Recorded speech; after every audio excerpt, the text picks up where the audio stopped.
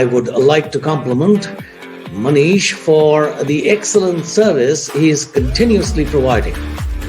I have always been pleased with the service I receive from Manish's team as well. I have been working with the Satkar almost 10 years plus, and he is doing fantastic job for us. My website is on first page after the period he promised, and it is maintaining my position since long time. I am one of the most happy and contented customer of him. त्यांनी आमची website खूप सुंदर design केली आणि मला सर्व्हिसही खूप चांगली दिलेली आहे.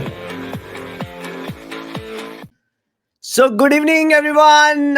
तो the branding show episode number 10 में आप सभी का स्वागत है. एपिसोड नंबर 10 आज हम करने वाले हैं और देखते ही देखते 9 एपिसोड हमारे पूरे हो चुके हैं ब्रांडिंग के ऊपर, जहां पे हम बात करते हैं डिजिटल मार्केटिंग की, जहां पे हम बात करते हैं किसी ब्रांड को कैसे पोजीशन करना है, ब्रांडिंग क्या होनी चाहिए, ब्रांडिंग के अलग अलग पैरामीटर्स क्या हैं, उसके ऊपर हम बात करते हैं. और आज हमारा एपिसोड नंबर 10 होने वाला है और इसमें मैं बहुत एक इंपॉर्टेंट टॉपिक लेकर के आया हूं. और आप सभी लोगों से मेरा एक ही रिक्वेस्ट है कि आप सभी लोग डायरी और पेन लेकर के जरूर बैठें. अगर आप सुन रहे हैं तो ध्यान से सुने, क्योंकि आज मैं बहुत इंपॉर्टेंट टॉपिक पे बात करने वाला, और वो टॉपिक है how to write a brand positioning statement. Brand positioning statement कैसे लिखा जाना चाहिए, ब्रांड पोजिशनिंग स्टेटमेंट होता क्या है, सबसे पहले मैं वो आपको बताता हूं. ओके. और इससे पहले जितने भी लोग यहाँ पे ज्वाइन हुए हैं उन सभी का तहे दिल से धन्यवाद कि एपिसोड नंबर 10 में आप मेरे साथ ज्वाइन हुए हैं. और तो फटाफट कमेंट बॉक्स में टाइप कीजिए हाय. ओ पहले ही लिख लिया है. हाय बासु साहब, Anoop Kumar sir good evening लिख रहे हैं. Thank you so much for joining. और आज हमारा टॉपिक है how to write a brand positioning statement that fosters retention. मतलब ब्रांड पोजिशनिंग स्टेटमेंट होता क्या है? ब्रांड पोजिशनिंग स्टेटमेंट का मतलब होता है कि आपकी जो ब्रांड है वो मार्केट में इस तरह से पोजीशन हो कि कस्टमर क्या फील करता है, आप कस्टमर को क्या वैल्यू दे रहे हैं. एक ऐसा स्टेटमेंट जिसमें आप एक 2-3 लाइनों से लोगों को यह बता रहे हैं कि आप क्या सर्विस प्रोवाइड कर रहे हैं, आप कंपटीटर से किस तरह से अलग हैं, आपकी क्या वैल्यू है, आपकी क्या एथिक्स है, आपकी ब्रांड की क्या पर्सनैलिटी है. और न सिर्फ एक्सटर्नल ऑडियंस में आप बता रहे हैं कि आपकी ब्रांड क्या करती है, बल्कि इंटरनल ऑडियंस जो आपके एम्प्लॉइज हैं, जो आपकी टीम है जो आपके लिए काम करती है, जो आपके वेंडर्स हैं, जो आपके सप्लायर्स हैं, उन्हें आप बता रहे कि किस तरह से आपकी ब्रांड अपने आप को पोजीशन करती है. क्योंकि जब तक इंटरनल ऑडियंस को यह नहीं पता होगा कि आपकी ब्रांड का मोटिव क्या है, आपकी ब्रांड कस्टमर के किस इमोशन के साथ कनेक्टेड है, जब तक इंटरनल ऑडियंस को नहीं पता होगा, तब तक वो टीम जो है आपकी वो उस डायरेक्शन में काम नहीं कर पाएगी. सोचो एक बस है जहां जाना है तो सारी ऑडियंस पूरे सब लोग बैठे हुए हैं, यात्री सब बैठे हुए हैं, लेकिन ड्राइवर को पता ही नहीं है कि कहां पे बस को ले जाना है. तो क्या वो बस को ले जा पाएगा? नहीं ले जा पाएगा, क्योंकि उसको पता ही नहीं है कि कहां ले जाना है और उसका रास्ता क्या है. सिमिलरली हम बाहर की दुनिया को सबको बताते हैं कि ब्रांड पोजिशनिंग हमारी ब्रांड क्या है, लेकिन हम हमारी टीम के साथ कभी डिस्कस नहीं करते, उनके साथ ब्रेनस्टॉर्मिंग कभी नहीं करते, उनको कभी नहीं बताते कि हमारा ब्रांड क्या इमोशन कैरी करता है लोगों के साथ. और वो आज हम जानेंगे कि ब्रांड पोजिशनिंग स्टेटमेंट कैसा होना चाहिए, और मैं आपको 6 स्टेप बताऊंगा जिससे आप अपनी ब्रांड का पोजिशनिंग स्टेटमेंट खुद बना सकते हैं. और मैं आपसे रिक्वेस्ट करूंगा कि अगर आप किसी ब्रांड को ओन करते हैं तो आप डायरी और पेन लेकर के बैठिए, क्योंकि आज मैं आपको देने वाला हूं आपकी ब्रांड का पोजिशनिंग स्टेटमेंट, जिसमें एंड ऑफ द सेशन आपको मुझे अपना ब्रांड पोजिशनिंग स्टेटमेंट बताना है कि क्या है. मैं कुछ एग्जांपल भी आपको बताऊंगा बड़ी बड़ी ब्रांड्स के कि इनके ब्रांड पोजिशनिंग स्टेटमेंट क्या है. और शुरू करें. इससे पहले चैट बॉक्स में टाइप कीजिए हाय HI हाय, ताकि मैं आपको इस टॉपिक के ऊपर आगे. बासु साहब लिखते हैं good, thank you so much. And और भी काफी सारे लोग हमारे साथ लिंक्डइन पर हैं, सत्कार के फेसबुक पेज पर हैं. तो एपिसोड नंबर 10 को हम आगे बढ़ाते हैं. और पहला जो स्टेप है ब्रांड पोजिशनिंग स्टेटमेंट क्या होता है वो मैंने आपको बता दिया. Brand positioning statement is a short 1 और 2 सेंटेंस पैराग्राफ. ये 3-4 लाइन का होता है, इससे ज्यादा नहीं होता है, जो ब्रांड के प्रोडक्ट और सर्विसेज को किस तरह से कम्युनिकेट किया जाए डिस्क्राइब करता है. ब्रांड्स प्रोडक्ट्स और services communicates its unique value to the audience. क्या यूनिक वो दे रहे हैं ऑडियंस को, मतलब आपके कंपटीटर से क्या हटके आप दे रहे हो.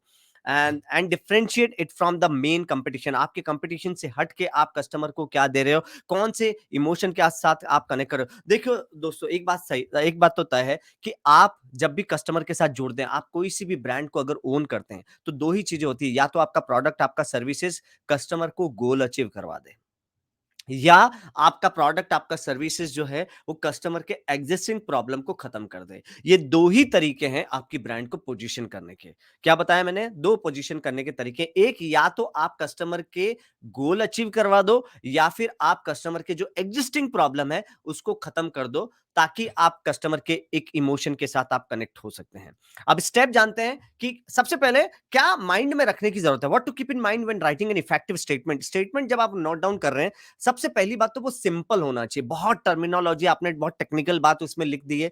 It should be understandable to all the layman, जो आपके बिजनेस के नहीं है, जो दूसरे फील्ड के हैं, उनको भी वो समझ आना चाहिए। जो अपने स्टेटमेंट में आपको सिंपल, और आपको अपने स्टेटमेंट में ये मैसेज कन्वे करना है कि आप उनकी कौन सी एग्जिस्टिंग प्रॉब्लम को खत्म कर रहे हैं, या फिर आप उनके कैसे उनके गोल को अचीव करवा ले। देखो, किसी भी कंपनी के मिशन में और ब्रांड पोजिशनिंग स्टेटमेंट में, मिशन स्टेटमेंट और ब्रांड पोजिशनिंग स्टेटमेंट में ये डिफरेंस होता है कि मिशन में हम ये बताते हैं कि आपकी ब्रांड का, मिशन में हम ये लिखते हैं कि हमारी जो ब्रांड है उसको कहां तक जाना है, मतलब क्या मंजिल है, क्या क्या मिशन हमें अचीव करना है। फॉर एग्जांपल, कोई ट्रेनर कह सकता है कि मुझे 17,000 लोगों की लाइफ चेंज करनी है, या मुझे कोई बिजनेस ओनर हो सकता है, वो कहता है कि मुझे 1000 क्लाइंट्स तक पहुंचना है। ये मिशन है। और उस जिसमें आप अपने गोल की बात करते हैं, जिसमें आप अपने ऑब्जेक्टिव्स की बात करते हैं, पर्पस की बात करते हैं। लेकिन ब्रांड पोजिशनिंग स्टेटमेंट होता है जिसमें आप कैसे ये अचीव करने वाले हैं, कैसे आप 17,000 लोगों तक पहुंचने वाले, कैसे आप 1000 क्लाइंट्स तक पहुंचने वाले, कौन सी वैल्यू आप डिलीवर करने वाले हैं जो आपके ब्रांड को पोजीशन करने वाली है। ये तो ये चीजें हमें ध्यान रखने की जरूरत है कि सिंपल होना चाहिए, ज्यादा टेक्निकल टर्मिनोलॉजी हमें नहीं यूज करना है। उस चीज का हमें ध्यान रखना है। तो 6 स्टेप यहां से शुरुआत करते हैं कि आप अपने ब्रांड का पोजीशनिंग स्टेटमेंट लिखने के लिए रेडी हैं। तो everyone please type yes in the comment box कि आप अपनी ब्रांड का पोजीशनिंग स्टेटमेंट लिखने के लिए अगर रेडी हैं। Okay, thank you so much. LinkedIn पे काफी लोग ज्वाइन हुए हैं, लेकिन उनका कमेंट मैं यहाँ पे नहीं डिस्प्ले कर पाऊंगा। Thank you so much. Okay, thank you. तो यहाँ पे हम 6 स्टेप शुरू करते हैं कि आप अपनी ब्रांड की पोजीशनिंग कैसे लिख सकते हैं। सबसे पहला स्टेप है डिफाइन योर टारगेट ऑडियंस। जब भी कोई प्रोडक्ट हम बनाते हैं, या कोई इनोवेट करते हैं, कोई सर्विस इनोवेट करते हैं, या कोई सर्विस हम डिलीवर करते हैं कस्टमर को, तो हमारा टारगेट ऑडियंस फिक्स होना चाहिए।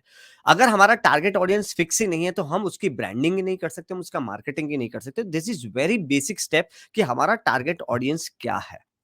राइट, अब आपका टारगेट ऑडियंस डिपेंड्स आपका प्रोडक्ट कौन सा है। अगर कोई फॉर एग्जांपल जैसे आईफोन है, तो उसका टारगेट ऑडियंस है HNI पीपल, जिनका हाई इनकम है।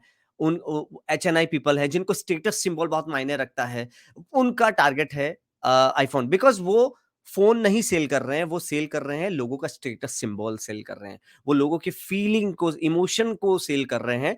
यहाँ पे वो फोन से, क्योंकि फोन तो 15,000 में भी मिलता है, फोन 20,000 में भी मिलता है, 5,000 में भी फोन मिलता है, लेकिन यहाँ पे वो लोगों का स्टेटस सिंबल सेल कर रहे हैं। बिकॉज एवरी सेलिब्रिटी, अगर आप कोई भी देखेंगे, जो बड़े लोग हैं, जो सेलिब्रिटीज हैं, उनके हाथ में आपको आईफोन दिखेगा। Because iPhone is not selling a phone, it's selling a status symbol. वो एक अपना स्टेटस सिंबल सेल कर रहे हैं। बिकॉज जितने लोग उसको खरीदने जा रहे हैं, उनके दिमाग में कहीं ना कहीं बैक ऑफ द माइंड ये है कि इससे मेरा स्टेटस अच्छा दिखेगा, इससे मैं कहीं जाऊंगा तो वो अच्छा दिखेगा, मेरे हाथ में ये फोन अच्छा लगेगा। और अब मैं इस पोजीशन को कैरी करता हूं, या मैं ओनर हूं, या मैं सेलिब्रिटी हूं, तो मेरे हाथ में आईफोन होना चाहिए। तो वो आईफोन जो है, वो उनका जो टारगेट ऑडियंस है वो HNI पीपल है।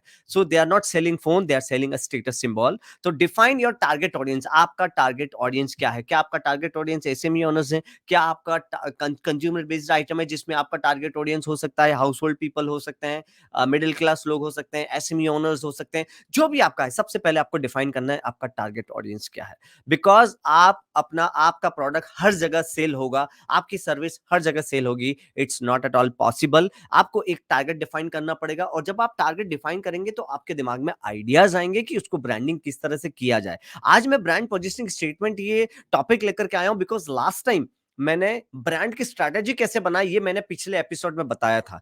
अगर आपने वो मेरा वीडियो नहीं देखा हो तो हमारे यूट्यूब चैनल पे जाकर के हमारा एपिसोड नंबर 9 जरूर देखें, जिसमें मैंने ब्रांडिंग की स्ट्रैटेजी कैसे बनानी है ये मैंने वहां पे बताया था। और उसमें एक पॉइंट था कि ब्रांड पोजिशनिंग स्टेटमेंट होना चाहिए, तो उसके बारे में मुझे कई लोगों ने बोला कि उसके बारे में एक डिटेल में एक एपिसोड होना चाहिए जिसमें आप ब्रांड पोजिशनिंग स्टेटमेंट कैसे बनाना है वो आप बताएं। तो मैं आज ये वो टॉपिक लेकर के आया हूं कि ब्रांड पोजिशनिंग स्टेटमेंट क्या होना चाहिए। तो डिफाइन योर टारगेट ऑडियंस। आपका टारगेट ऑडियंस जब डिफाइन हो जाता है तो दूसरा जो स्टेप है वो है understand your brands unique value proposition. अब आपने टारगेट ऑडियंस मान लो डिसाइड कर दिया कि मेरा टारगेट ऑडियंस जो है वो एसएमई ओनर्स है, जो स्मॉल स्केल कंपनीज होती हैं उनके ओनर्स मेरा टारगेट ऑडियंस है। तो understand your brand unique value proposition मतलब आप जो प्रोडक्ट जो सर्विस दे रहे हैं और आपके कंपटीटर्स जो दे रहे हैं उन दोनों में क्या डिफरेंस है, आप क्या एक्स्ट्रा वैल्यू दे रहे हैं, आप क्या एक्स्ट्रा एक इमोशन के साथ कनेक्ट हो रहे हैं।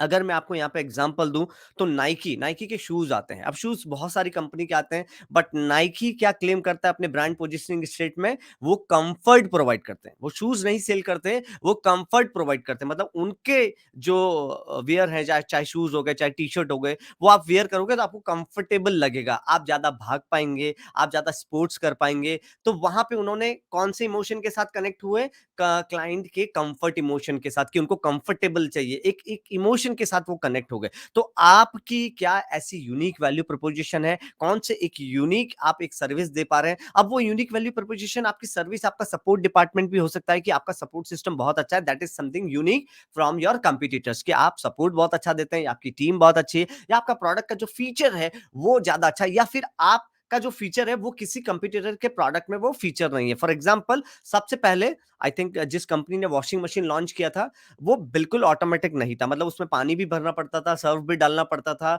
एंड वो कपड़े सूख करके भी बाहर नहीं आते थे। इसके बाद एक कंपनी ने और वॉशिंग मशीन लॉन्च किया, उसको सेमी ऑटोमेटिक बनाया, मतलब पानी नहीं भरना पड़ता है लेकिन कपड़े सूख करके बाहर नहीं आ रहे हैं। और एक फाइनल जब प्रोडक्ट एक कंपनी ने बनाया और उन्होंने अपने आप को ही इवॉल्व करके जब एक प्रोडक्ट बनाया तो उसको पूरा ऑटोमेटिक बनाया, जिसमें वो कस्टमर को क्या वैल्यू दे रहे थे, जिसमें वो वैल्यू ये दे रहे थे कि कपड़े आपको सिर्फ अंदर डाल देने हैं, पानी भी वो खुद भरेगा और सूख के कपड़े सूख करके बाहर निकलेंगे। तो कहने का मतलब यह है कि यूनिक वैल्यू प्रोपोजिशन क्या है, आपका प्रोडक्ट आपके कंपनी से डिफरेंशिएट क्या यूनिक वैल्यू देता है, क्या यूनिक। बिकॉज सी आजकल जो मार्केट में ट्रेंड चल रहा है that is a disruptive innovation. पहले इनोवेशन को ही हम समझते थे कि किसी भी प्रोडक्ट को इनोवेट करना और उसको सेल करना इनोवेशन कहलाता है, लेकिन मान लो आपने कोई ऐसा प्रोडक्ट इनोवेट किया जो मार्केट में एज इट इज अवेलेबल है, तो it's very difficult to sell that product. Because अगर उनकी ब्रांडिंग अच्छी है, अगर वो बहुत अच्छे तरीके से सेल कर रहे हैं, तो आपका सेल्स पर्सन कितना भी अच्छा होगा वो वहां जाकर के कोई यूनिक चीज नहीं बता सकता, बिकॉज आपके प्रोडक्ट में वो नहीं है। बट डिसरप्टिव इनोवेशन क्या होता है कि आपने कोई ऐसा चीज इनोवेट किया जो एक्जिस्टिंग मार्केट को खराब कर दे, पूरा खत्म कर दे। फॉर एग्जांपल ओला उबर, जब उबर लॉन्च हुआ तो उसने डिस्ट्रप्टिव इनोवेशन किया, मतलब लोगों के फिंगर टिप पे आ गया कैब बुक करना। ओला और उबर जब आए तो फिंगर टिप पे आ गया कैब बुक करना। तो जितने टैक्सी वालों की मनमानी थी, या जो हम कहीं बाहर सिटी में जाते थे तो बहुत तकलीफ आती थी और रिक्शा वालों से बात कर, बिकॉज रीजनल लैंग्वेज जो ना वहां की नहीं आती है, आप कहीं पे भी बाहर सिटी चले गए तो आपको वो सामना करना पड़ता था, यार रिक्शा वाले कुछ भी प्राइस बताते बिकॉज आपको रास्ता पता नहीं, आपको नहीं पता कितने किलोमीटर डिस्टेंस है। लेकिन उबर आने के बाद उन्होंने उस मार्केट को ही खत्म कर दिया। This is called disruptive innovation. Netflix आया, लोगों को बड़े बड़े स्टार को प्रॉब्लम आ गई कि कैसे लोगों को थिएटर तक लेकर के आए, that is called disruptive innovation. मतलब नेटफ्लिक्स आ गया तो लोग घर बैठ के अपने टाइम पे अपने हिसाब से अपने मुताबिक मूवी देखने का जो एक कंफर्ट इमोशन के साथ नेटफ्लिक्स ने कनेक्ट कर दिया कि आप वन टाइम मंथली पे करो और आप पूरी फैमिली जितनी बार चाहो उतनी बार पूरे मंथ में आप फिल्म देख सकते हैं। और जहाँ पे आपको गाड़ी लेकर के जाना नहीं है, मॉल में पार्किंग नहीं करना है, इसके बाद उनके टाइम पर पे आपको वॉशरूम जाना पड़ेगा, उनके टाइम जब वो इंटरवल करेंगे तभी आप वॉशरूम जाओगे। तो दिस काइंड ऑफ जो हैजल्स थे, जो प्रॉब्लम्स थी, उसको खत्म कर दिया। मतलब क्या किया उन्होंने, एग्जिस्टिंग प्रॉब्लम को खत्म कर दिया और एक इमोशन के साथ कनेक्ट हो गया, दैट वाज कंफर्ट इमोशन का। आप घर बैठे अपने टाइम पे, ऑफिस से 10 बजे आए आप 10 बजे फिल्म देखो, आप 11 बजे फिल्म देखो, या आपका मन कर रहा है मिडनाइट फिल्म देखने का तो मिडनाइट आप फिल्म देख सकते हैं। दैट इज कॉल्ड नेटफ्लिक्स और ये अमेजॉन प्राइम इस तरह से बूम में आ गया। This is called disruptive innovation. तो आपका जो प्रोडक्ट है वो क्या यूनिक वैल्यू प्रपोजिशन दे रहा है, क्या यूनिक ऐसा दे रहा है जो कस्टमर को एक अलग फीलिंग के साथ कनेक्ट हो, कंपटीटर से किस तरह से वो डिफर करता है अपने आप को। That is creating. एक तो या प्रॉब्लम रिजॉल्व कर दोगे तो कस्टमर और जल्दी से आपकी तरफ कनेक्टेड हो जाएगा, या उसके आप गोल अचीव करवा दोगे, या उसके कुछ बेनिफिट आप ऐसे ऑफर करोगे जो आपकी सर्विसेज जो यूनिक है, आपको कंपटीटर से अलग करती है, तो कस्टमर आपसे कनेक्ट हो जाएगा। तो पहला स्टेप मैंने यहाँ पे बताया था, आप अपना टारगेट ऑडियंस डिफाइन करेंगे। टारगेट ऑडियंस डिफाइन करने के बाद आप उनको अंडरस्टैंड करेंगे कि उनकी क्या प्रॉब्लम है, आपका प्रोडक्ट किस तरह से उनकी प्रॉब्लम को सोल्व कर सकता है या गोल को अचीव कर सकता है, और उसके रिलेटेड मार्केट में कितने कंपटीटर्स अवेलेबल हैं, और आपका प्रोडक्ट किस तरह से डिफरेंट है, क्या एक डिफरेंशिएट है जो आपके और कंपटीशन में अलग है, और उस चीज को लेकर के आपको ब्रांडिंग करना है। समझ में आई अब बात?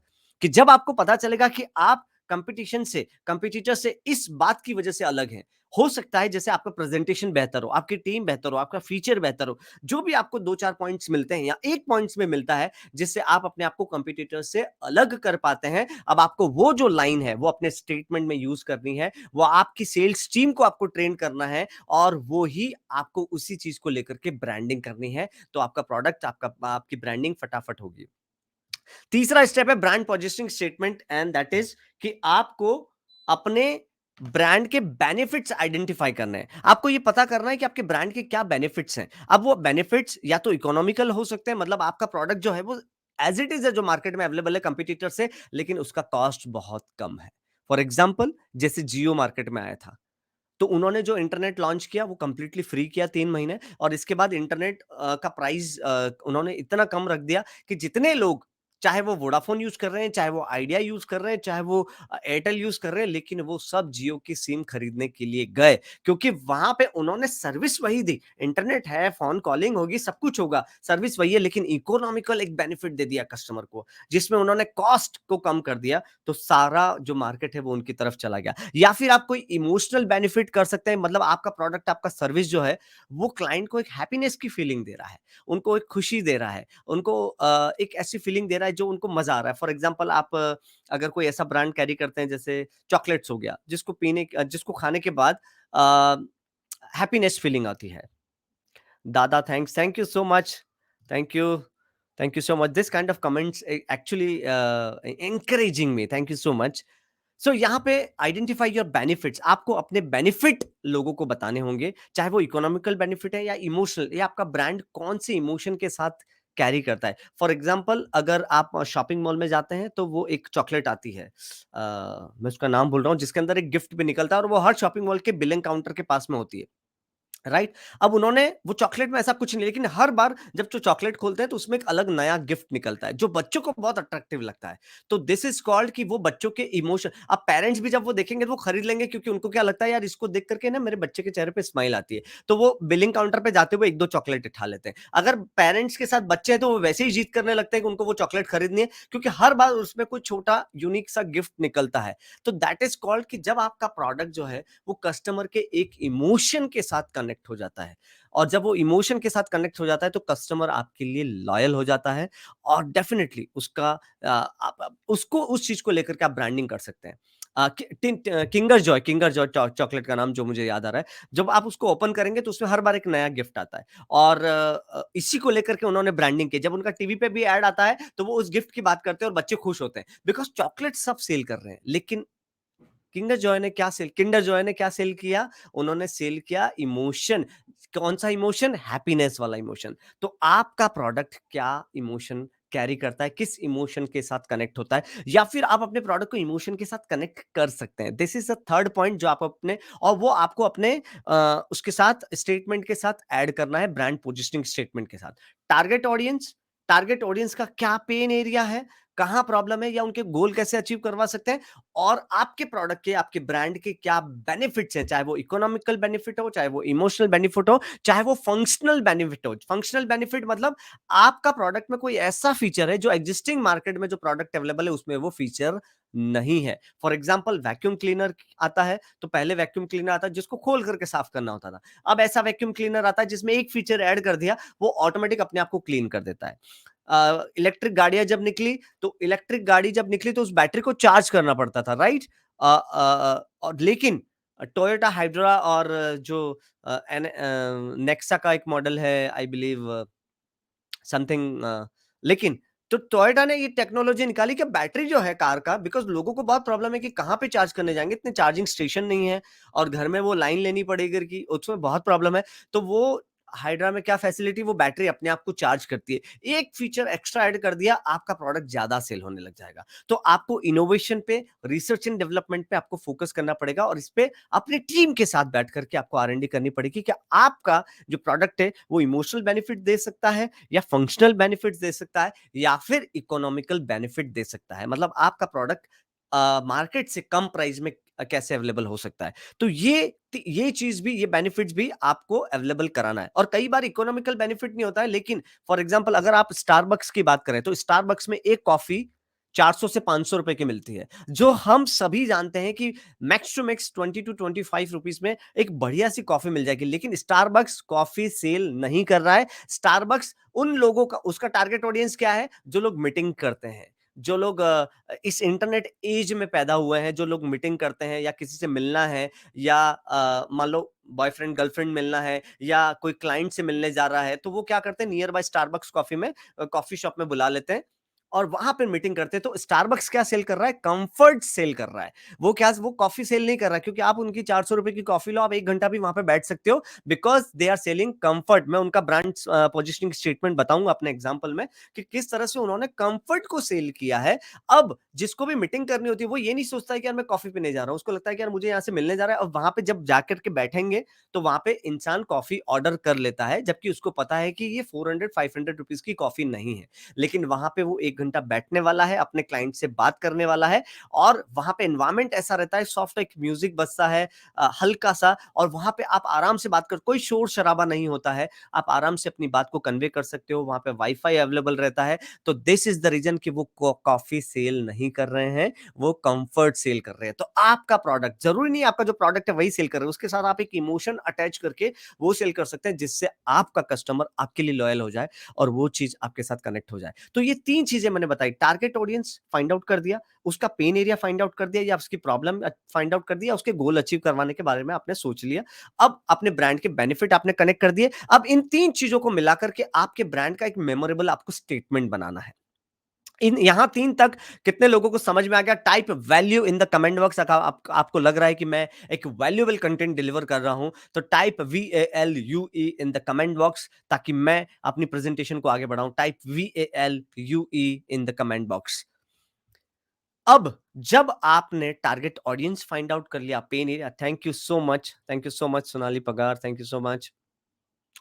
अब जब आपका टारगेट ऑडियंस आपके पास में है, जब आपका आपने बेनिफिट आपने उसके निकाल लिए हैं, आपने कस्टमर का पेन एरिया पकड़ लिया है, अब आपको एक मेमोरेबल स्टेटमेंट बनाना है इन पिछले वाले 3 पॉइंट को लेकर के, जिससे आपको आपकी ब्रांड की पर्सनैलिटी, विजन, मिशन, क्या आपने बेनिफिट्स क्या फाइंड आउट किए, और वो स्टेटमेंट जब आप बनाओगे, अभी मैं कुछ एग्जांपल यहाँ पे आपको देने वाला हूं, और फिर इस स्टेटमेंट को आपको टेस्ट करना है अपने एग्जिस्टिंग कस्टमर के साथ। टेस्ट कैसे करोगे? आप अपनी सेल्स टीम को ट्रेन करोगे, वो जाकर के वो स्टेटमेंट को आप अपनी वेबसाइट पे डिस्प्ले करोगे, वो स्टेटमेंट को आप हर जगह डिस्प्ले करोगे जहां से लोगों के आप फीडबैक भी ले सकते हो, या आपके बहुत ही जानने वाले कस्टमर है, करीब के कस्टमर है, तो आप उनको वो स्टेटमेंट भी बता सकते हो और उनसे पूछ सकते हो कि इससे क्या आपको समझ आ रहा है कि हम क्या डिलीवर कर रहे हैं। अब यहाँ पे मैं कुछ यहाँ पे आपको जब आप ये चीज करते हैं तो एक्चुअली आप एम्फेसाइज करते हैं रिटेंशन को, क्योंकि आज का हमारा टॉपिक ये है कि ब्रांड पोजिशनिंग स्टेटमेंट से आप किस तरह से रिटेंशन बढ़ा सकते हैं। किसका रिटेंशन? आपके कस्टमर का रिटेंशन किस तरह से बढ़ा सकते हैं। बिकॉज जब आप एक इमोशन के साथ कनेक्ट हो जाते हो, जब आपका कोई ऐसा यूनिक बेनिफिट होता है जो आपको पता है कि आप ही दे पा रहे हैं, तो आपका कस्टमर आपके साथ रिटेन हो जाता है। अब स्टारबक्स की 500 रुपए की कॉफी होती है, लेकिन आप जब भी जाओगे तो वहां पे लोग आपको दिखेंगे ही दिखेंगे। द रीजन इज कि सबको पता है कि वो कॉफी बहुत महंगी है और 500 रुपीज की वो कॉफी नहीं है, लेकिन वहां पे कस्टमर का रिटेंशन है बिकॉज वो कंफर्ट सेल कर रहे हैं। जब भी मीटिंग करनी होगी या आसपास में जो आपका स्टारबक्स होगा वहां पे आप मीटिंग करने चले जाओगे। जब भी आपको अपने क्लाइंट से मिलना होगा, जैसे मान लो सपोज ऑफिस में नहीं बुला सकते या ऑफिस में वो एनवायरमेंट नहीं है, या फिर किसी का वर्क फ्रॉम होम कर रहे हैं, ऑफिस में नहीं मिल सकते या ऑफिस है ही नहीं, तो नॉर्मली वो लोग अपने क्लाइंट को नियर बाय कॉफी शॉप पे, नियर बाय स्टारबक्स पे वो बुला लेते हैं, जो बॉम्बे में बड़े मेट्रो सिटीज में बहुत चलता है। अब देखो स्टारबक्स मेट्रो सिटीज में ही अवेलेबल है, वो कहीं पे भी आपको गांव में कहीं स्टारबक्स नहीं चलेगा, क्योंकि वहां पे लोग इमीडिएटली कंपेयर करेंगे कि यार ये 500 रुपए का कॉफी नहीं, बिकॉज वहां पे उनको मीटिंग करने के लिए वो पेड़ के नीचे बैठ सकते हैं, वो घर में बुला देंगे। लेकिन मेट्रो सिटीज में जब लोग मीटिंग करने जाते हैं तो डिस्टेंस भी होता है, उनका ऑफिस बहुत दूर है, मेरा ऑफिस अगर दूर है, क्लाइंट का ऑफिस दूर है, तो एक बीच में कहीं पर स्टारबक्स कॉफी शॉप देखा जाता है जहां पर वो जाकर के मीटिंग कर सके। तो उनका टारगेट ऑडियंस क्या हो गया, मेट्रो सिटीज में जो लोग मीटिंग करते हैं, यानी कि उसको मिलेनियल कपल बोल सकते हैं कि अब वो millennial couple means customer client हो, कस्टमर और जो बिजनेस ओनर है वो हो सकता है, बॉयफ्रेंड गर्लफ्रेंड हो सकते हैं, तो जो भी मीटिंग करना चाहे वो वहां पे हो सकता है। तो जब आप ये सी चीज सेल करते हैं तो आपका कस्टमर रिटेन हो जाता है। अब आप कॉफी अगर कल को स्टारबक्स 100 रुपए कॉफी के बढ़ा भी दे तब भी लोग वहां पे जाएंगे ही जाएंगे। दे maintain client privacy, yes definitely, वही उनका एक्चुअली सेलिंग पॉइंट है। वो इतना कंफर्ट दे रहे हैं। अब कंफर्टेबिलिटी क्या है, क्लाइंट को प्राइवेसी मिल रही है, प्राइवेसी मिल रही है मतलब कंफर्टेबिलिटी है, वो खुश है, इतना उसको कंफर्ट है कि वो जाकर के किसी से बात करेगा और उसकी जो बातें हैं वो रिकॉर्ड वहां पे नहीं हो रही है, एक एनवायरनमेंट उसको वहां पे मिला हुआ है, बैठने की अच्छी चेयर मिली हुई है, टेबल मिला हुआ है। अच्छा, कोई भी उसको कॉफी पीने के बाद 5 मिनट 10 मिनट के बाद आकर के उसको बोलेगा नहीं कि आप बहुत देर बैठ लिए, अब आप चले जाओ। तो ऐसी कोई उसको इंसल्ट नहीं करने वाला है, वो 1 घंटा भी बैठेगा तो उसको वहां पे कोई कहने वाला नहीं है। That is how they are selling their comfortability, right. अब यहाँ पे हम नाइकी का एक एग्जांपल लेते हैं जो मैंने लास्ट अपने एपिसोड में बताया था। At Nike, we are committed to create a better, more sustainable future for our people, planet and communities through the power of sport. अब ये इनका ब्रांड पोजिशनिंग स्टेटमेंट है। अब यहाँ पे उन्होंने कहीं पे भी नहीं लिखा कि वो शूज दे रहे हैं, टी शर्ट दे रहे हैं, क्या दे रहे हैं। वो यहाँ पे क्या दे रहे हैं, पावर ऑफ स्पोर्ट, मतलब जो लोग एथलीट्स हैं, जो खेलने वाले हैं, जिनको जॉगिंग पसंद है, जिनको दौड़ना पसंद है, उनको वो क्या फ्यूचर उनका अच्छा सस्टेनेबल फ्यूचर बना रहे हैं। क्योंकि अगर आप नाइकी के शूज पहनते हैं तो वो इतना कंफर्टेबल आपको बना देते हैं कि आप जब दौड़ रहे हो तो आपके पैर में मोच नहीं आएगी, आपको और अच्छा लगेगा, आप कंफर्टेबल फील करेंगे, आप ज्यादा भाग पाएंगे, आप रेस जीत पाएंगे, तो अल्टीमेटली आप इंडिया के लिए कुछ कर पाएंगे, आप अपने फ्यूचर के लिए कुछ कर पाएंगे। तो बेसिकली वो क्लेम कर रहे हैं यहाँ पे सस्टेनेबल फ्यूचर की, और किनकी, जो पावर ऑफ स्पोर्ट, जो स्पोर्ट्स की फीलिंग रखते हैं। तो और वो कमिटेड क्या है, creating a better more sustainable future, मतलब वो अपने प्रोडक्ट के माध्यम से आपका फ्यूचर क्रिएट करने की बात कर रहे हैं। That's how Nike set their brand positioning statement. अब यहाँ पे मैं एक फिटनेस ब्रांड का, नॉर्मल कोई भी नाम नहीं है, लेकिन उनका अगर मैं फिटनेस ब्रांड कोई भी हो सकता है, तो उसका एक इन जनरल मैंने एक यहाँ पे एक सैंपल यहाँ पे दिया है कि क्या उनका ब्रांड पोजिशनिंग स्टेटमेंट हो सकता है। We empower our customer to achieve their fitness goals through personalize training programs. अब ये जिम का हो सकता है, किसी योगा क्लास का हो सकता है, किसी का भी हो सकता है। अब यहाँ पे वो क्या क्लेम कर रहे हैं कि आपकी पर्सनलाइज ट्रेनिंग, मतलब पर्सनल ट्रेनर आपके साथ रहेगा।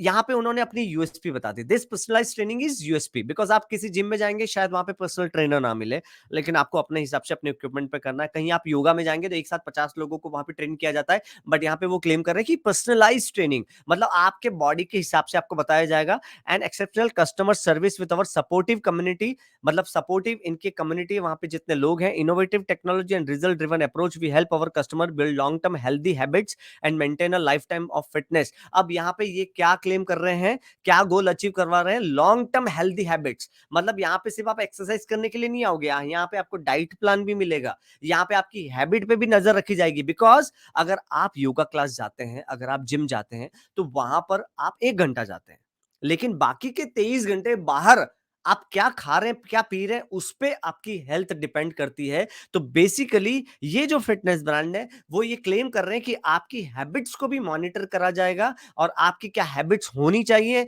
वो भी यहाँ पे आपको बताया जाएगा, जो आपको लॉन्ग टर्म हेल्दी रखने के बाद भी आपकी मदद करता है। That's how a fitness brand differentiate themselves from a competitors, right. यहाँ पे वो अपने आप को एक कंपटीटर से किस तरह से अलग कर रहे हैं। तो बेसिकली उन्होंने प्यार से एक अपनी यूएसपी बता दी है। अब यहाँ पे स्टारबक्स का जो मैंने एग्जांपल लिया था, तो एक उसको डिटेल में यहाँ पे एग्जांपल के साथ समझते हैं कि क्या उनका स्टेटमेंट है।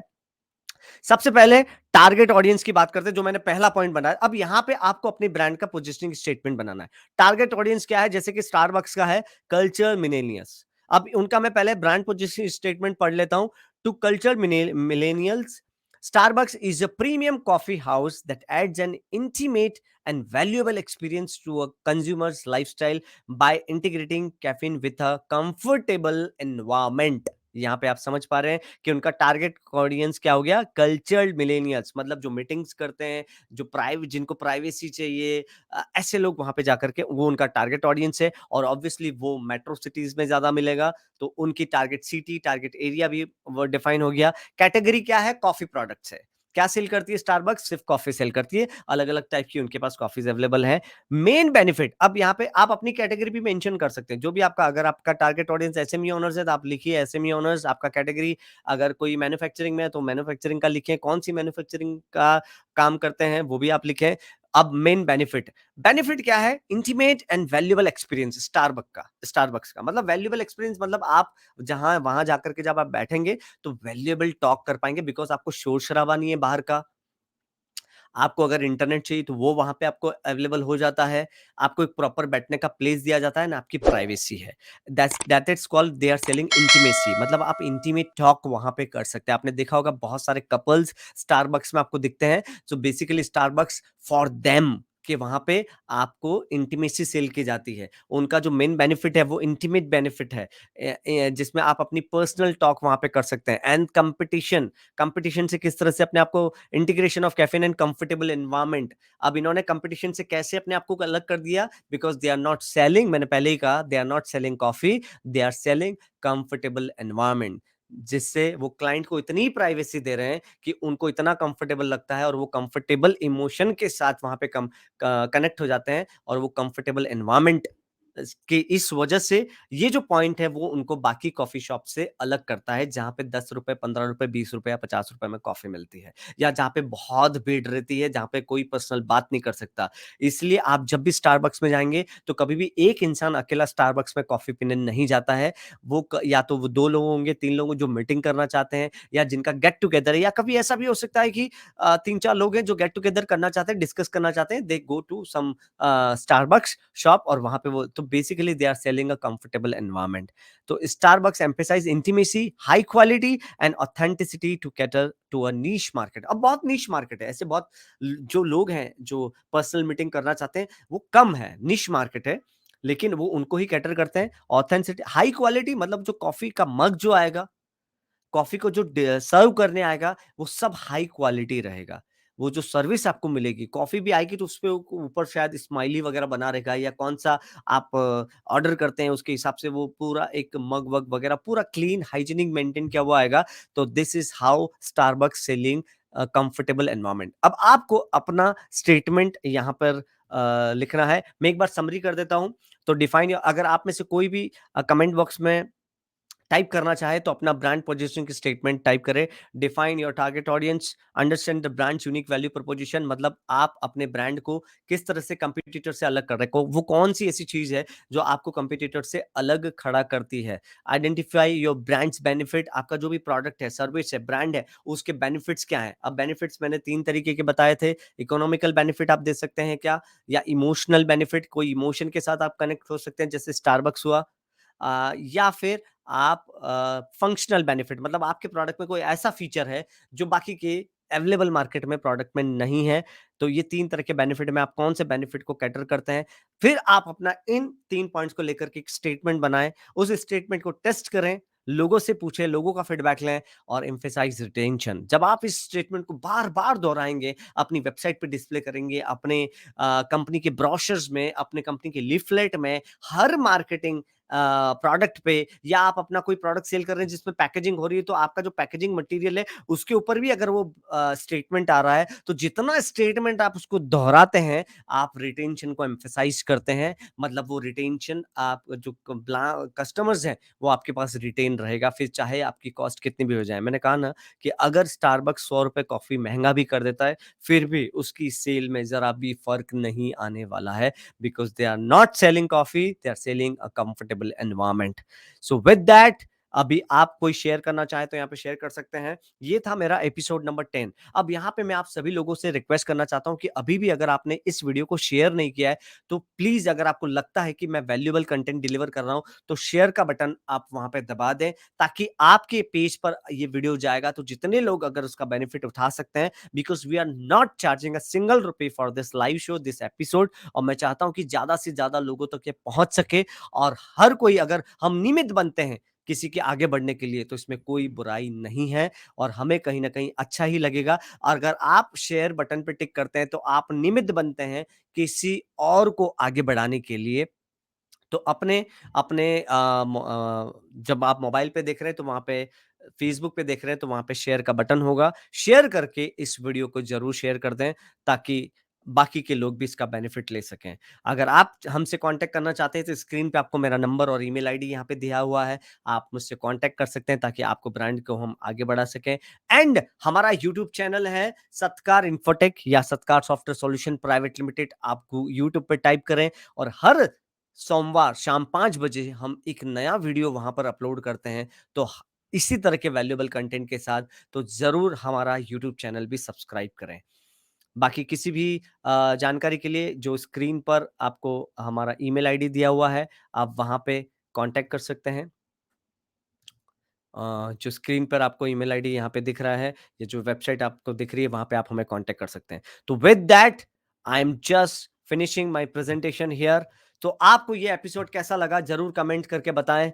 कमेंट करके बताएं कि किस तरह का ये एपिसोड आपको लगा है, और कौन से टॉपिक पे आप नेक्स्ट एपिसोड पे मुझसे बात करना चाहते हैं, जरूर बताएं। और ताकि हमें अच्छा लगेगा कि, बिकॉज आज का जो टॉपिक है वो एक्चुअली मुझे किसी ने सजेस्ट किया था, मेरे लिंक्डइन यूजर ने, जिन्होंने मुझे सजेस्ट किया था कि आप ब्रांड पोजिशनिंग स्टेटमेंट पर आप एक वीडियो बनाएं। तो मैं एक टॉपिक यहाँ पे लेकर के आया हूँ, shared Sonali Pagar. Thank you so much, you become a निमित्त for someone to know, to grow actually. So thank you so much Sonali Pagar for sharing. जितने भी लोग मुझे देख रहे हैं जरूर शेयर का बटन दबा दें, और जो बाद में ज्वाइन हुए हैं वो इस वीडियो को पूरा देखें, बिकॉज बहुत इंपॉर्टेंट मैंने यहाँ पे ब्रांड पोजिशनिंग स्टेटमेंट की बात की है। Awesome session Manish Jain, Manish sir, thank you so much. Thank you, thank you so much Sonali ma'am. So with that I'm ending my session here. It's already 8:36. Thank you so much being with me. अगले शनिवार शाम 8 बजे फिर से मिलेंगे हम the branding show में एक नए टॉपिक के साथ, और सिखाएंगे आपको ब्रांडिंग का एक नया आयाम। और अपने ब्रांड को आप जैसे जैसे मेरे वीडियो आ रहे हैं उसी तरीके से धीरे धीरे आप अपने ब्रांड को डेवलप करते रहिए, और अगर आपको कहीं पे हेल्प की जरूरत पड़ती है तो मुझे जरूर कांटेक्ट करिए। With that thank you so much, मिलते हैं अगले शनिवार रात 8 बजे इसी प्लेटफॉर्म पर, फेसबुक एंड लिंक्डइन पर, जहां पे हम सत्कार के पेज पे, मेरे पर्सनल पेज पे और लिंक्डइन के पेज पर हम लाइव आएंगे। तब तक के लिए थैंक यू वेरी मच।